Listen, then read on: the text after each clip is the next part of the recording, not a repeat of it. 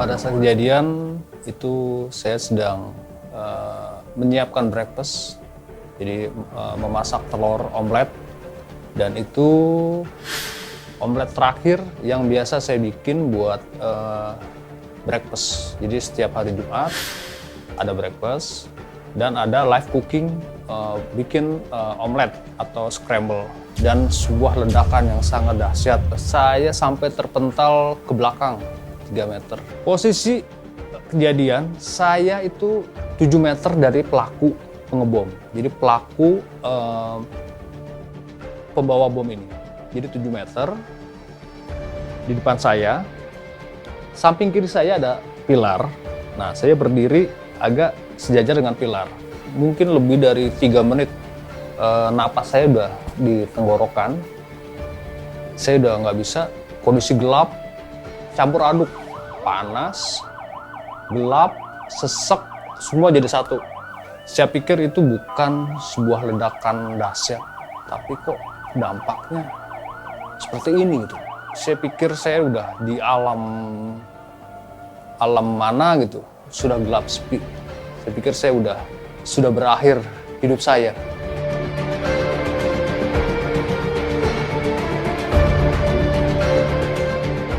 Dalam kondisi gini saya melihat badan saya ternyata sudah darah semua.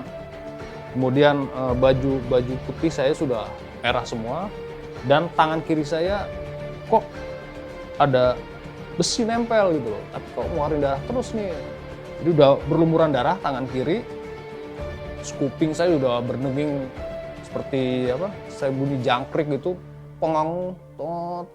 Kemudian saya berpikir mau nggak mau saya harus selamatkan diri saya sendiri. Jam 10 kurangan lah, jam setengah 10 lewat, jam 10 kurang, saya langsung ke IGD, saya lihat di whiteboard nama-nama korban. Ya benar ada suami saya, kalau nggak salah urutan keempat, 1, 2, 3, 4, dirawat, tulisannya Denny Purwanto. Saya masuk, siapa Bu nama korbannya? Itu Pak Denny Purwanto. Gitu. Oh iya, Dok, langsung gitu. Oh, Ibu ya, sabar ya Bu, kuatin hati Ibu.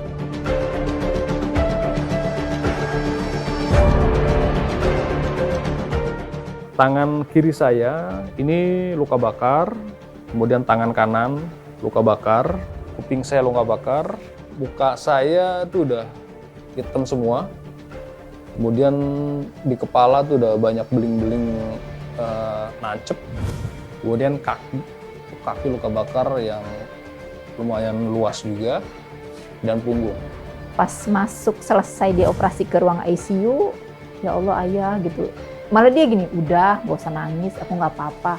Gimana gak apa-apa, kok ini udah kayak, apa ya, udah nggak kelihatan mukanya, dia tuh udah gosong. Terus aku ngeliat kepalanya, Sus itu apa ya yang kepala di suami saya tuh keras kan, itu beling Bu, maaf belum sempat dibersihin karena kita fokus ke urat Bapak yang putus, karena memang ini yang bikin kita khawatir sama keadaan Bapak, karena posisi Bapak waktu itu tuh udah dingin semua badannya.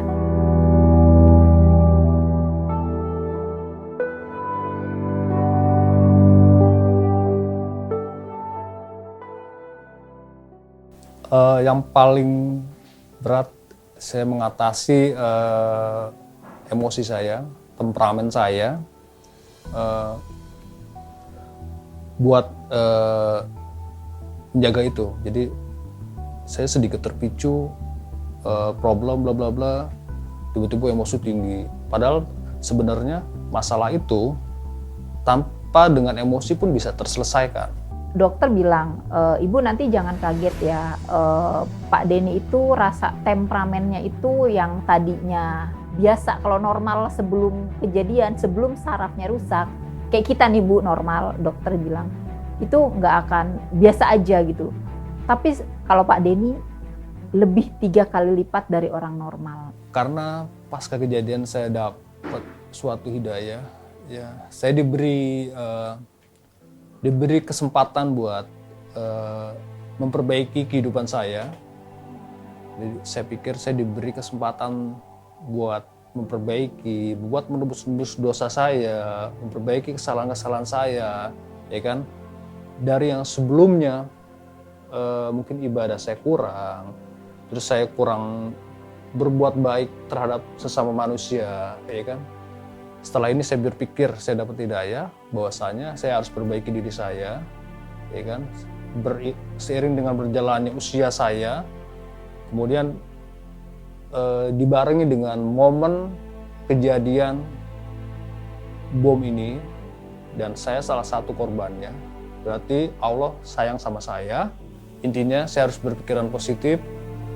Kemudian yang kedua yang menguatkan saya adalah keluarga kecil saya, istri terutama, anak-anak saya, kemudian saudara-saudara terdekat saya yang menguatkan. Saya nggak bisa rasakan kesedihan saudara-saudara saya, kedua orang tua saya pasca kejadian. Jadi kan anak kandungnya yang dilahirkan, yang diurus dari kecil, tiba-tiba menjadi korban kekejaman terorisme.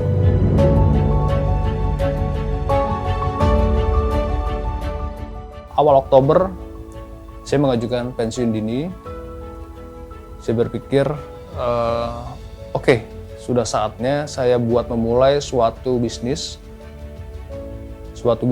yang saya sendiri sebagai pemegang kendali maju atau mundurnya suatu bisnis, ya kan.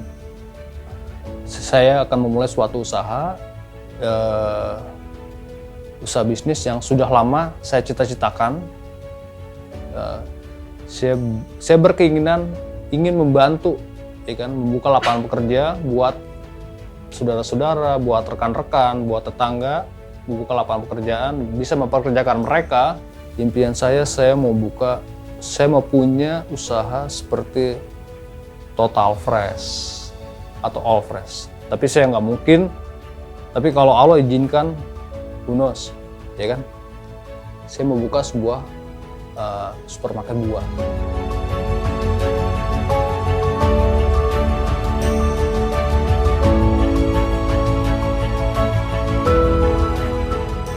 Harapan saya, kalau penyintas itu kan korban, ya kan. Korban, siapa sih mau jadi korban, ya kan? Karena kejadian terorisme di Indonesia atau di negara lain, nggak ada yang mau jadi korban kan? Jadi penyintas itulah korban. Keinginan saya sama seperti para korban yang lain. Kita mau para korban atau para penyintas diperhatikan ke depannya itu. Jadi kita ingin jadi satu keluarga penyintas yang saling mendukung, saling memotivasi dalam menjalani sisa hidup ini.